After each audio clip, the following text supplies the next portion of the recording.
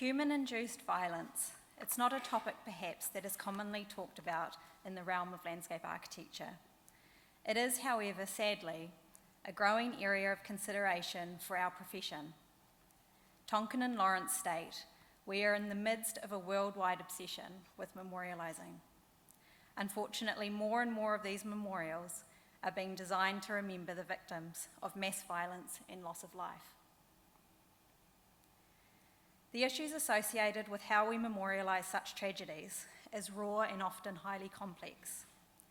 Made of multiple political, cultural and historical layers, investigating the built memorials to human-induced tragedy forces the critical consideration of the impact design can have on emotion, memory and education, providing us with a range of memorial languages. As memory is not a static process, but one that is continuously reconstructed, memory as a concept that is represented via physical site design has come to present various challenges for those working in the field of memorialisation.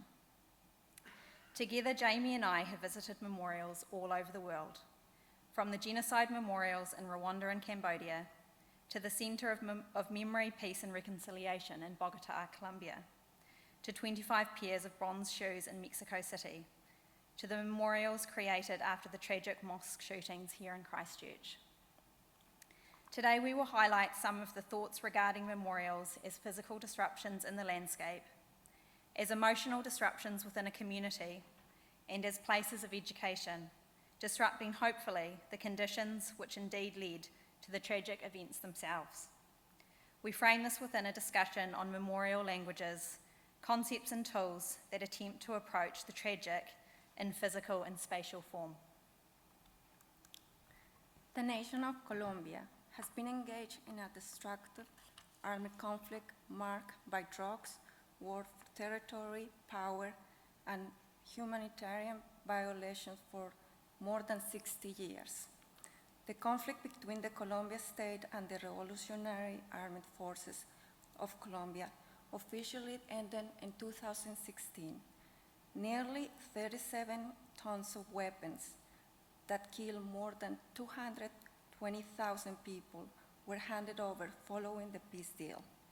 As a response of a peace agreement of Colombia, the artist Doris Salcedo transformed a symbol of violence, conflict, and sorrow into a new dialogue between the victims and the war.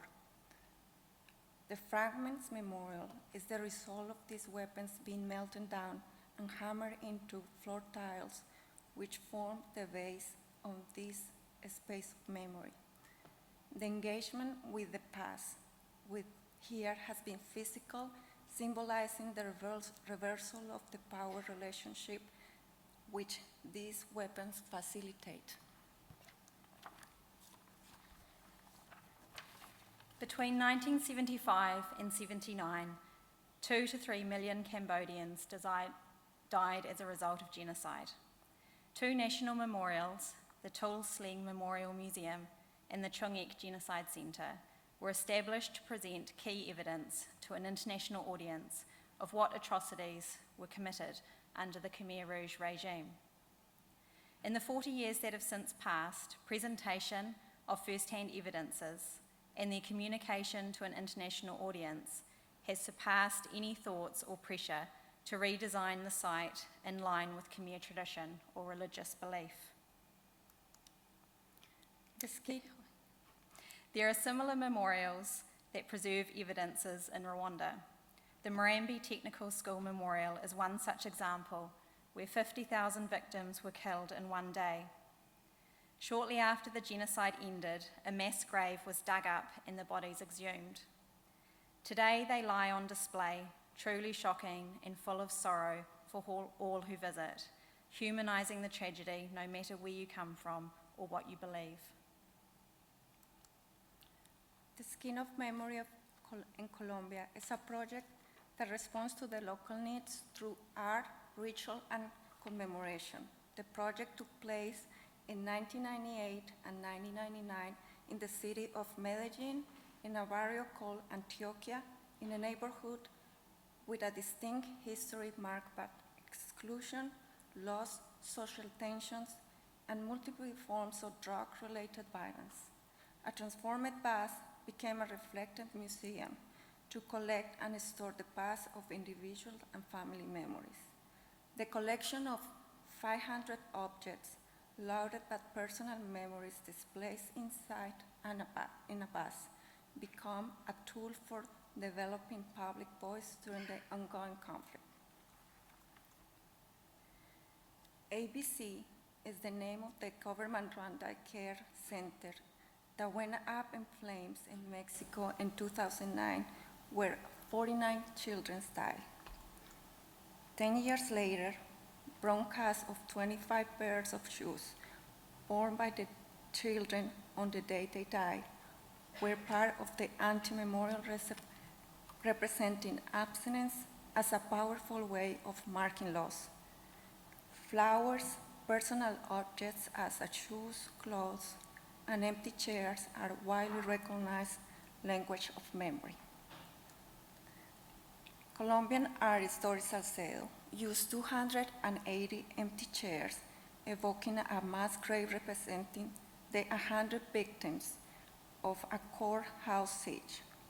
These two memorials represent the witness of tragedy, recognizing the victims as individuals and not just a victim number.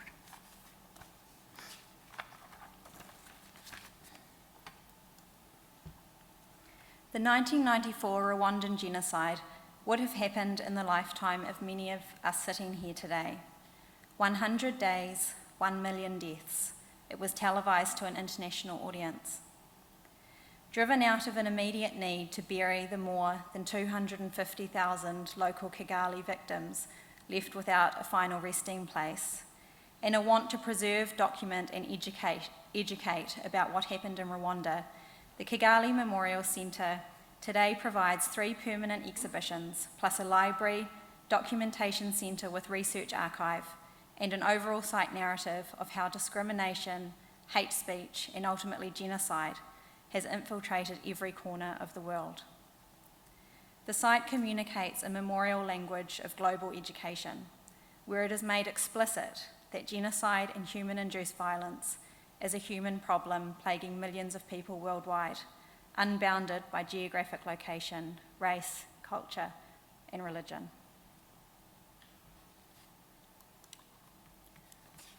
The 2010, the Memorial Center Memory, Peace, and Reconciliation in Bogota, Colombia, was complete.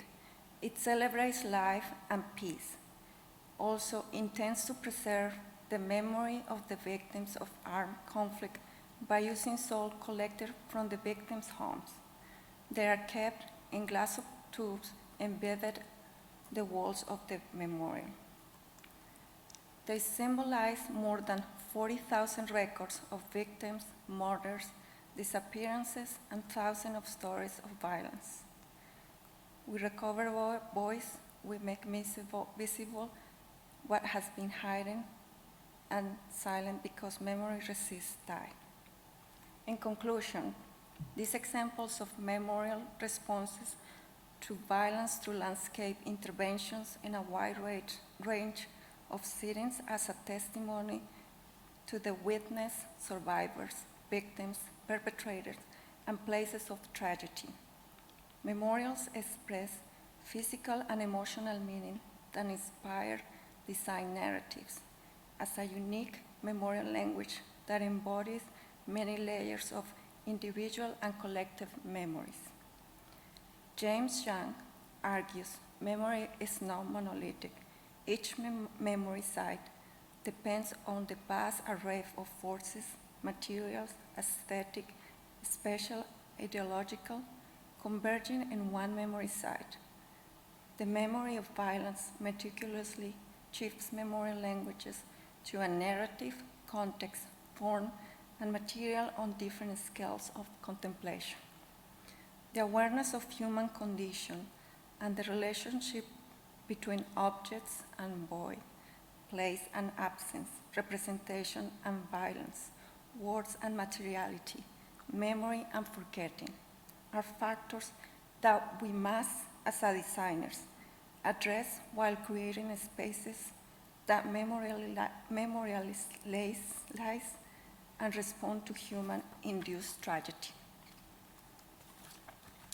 At the opening of the memorial to the murdered Jews of Europe in 2005, Wolfgang Thierse stated, "That is how it can be. That is the intent.